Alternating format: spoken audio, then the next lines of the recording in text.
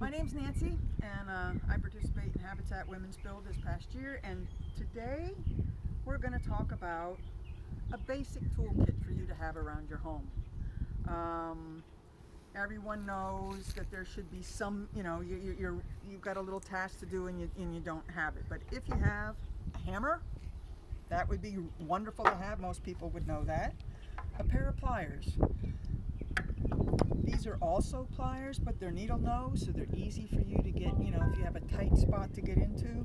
They also have a basic wire cutter right in here. You can see it, okay, where that hole is.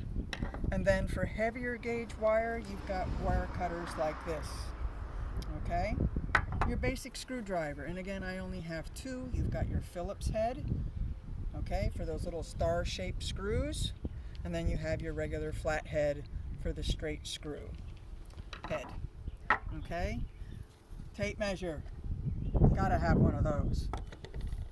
And of course, you could have a little level. Box cutter. This one's a little different. You can actually break off the used part and still, and your new blade is right there. This one in particular is better for not such heavy work. You'll want to get a stronger one if you're gonna do heavy stuff. Stud finder in your home. Looking to put something on your walls? Stud finder, a must. And nowadays, I say for ease of everything, get yourself a drill, okay? Something that's comfortable for you. Now, all these tools, for the most part, except for maybe that and this, all have different sizes.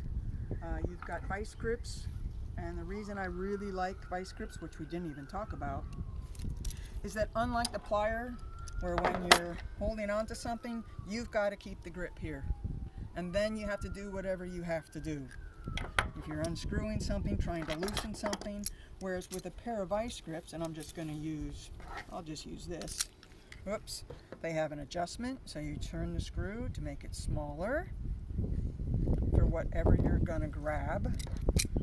And you grab it, and it's still too tight. I can't lock it, so I'm just gonna loosen it up.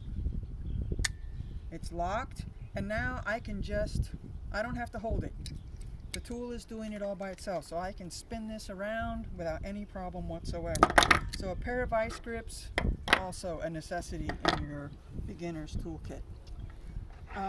There's all varying sizes of all of these tools. You can get 8-foot levels, but for a basic toolkit, these I believe, oh, and I forgot to talk about the nail punch, which we're going to use in another video.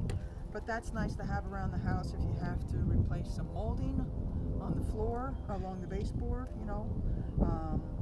that comes in handy when you have to replace things. But this is basically your toolkit that you should have. I have a little bag, and I just keep all my little tools in there when I'm traveling about. Otherwise, I have a workbench at home, of course, and they're there for me to use whenever I need them. This has taken me time to accumulate over the years.